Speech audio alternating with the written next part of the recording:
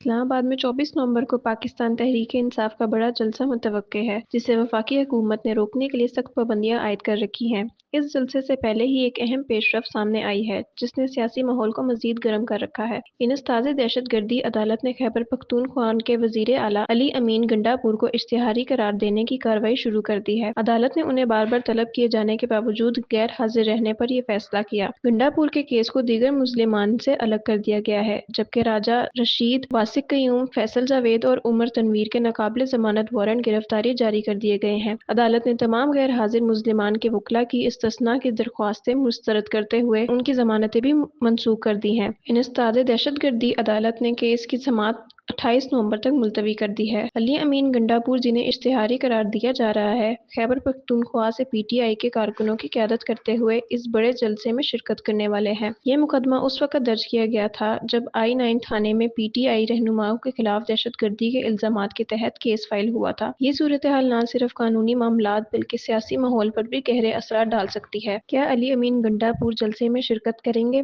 کیا اس کیس کی سماعت ان کی سیاسی سرگرمیوں پر اثر ڈالے گی؟ یہ تمام سوالات موجود سیاسی تناظر کو مزید دلچسپ بنا رہے ہیں۔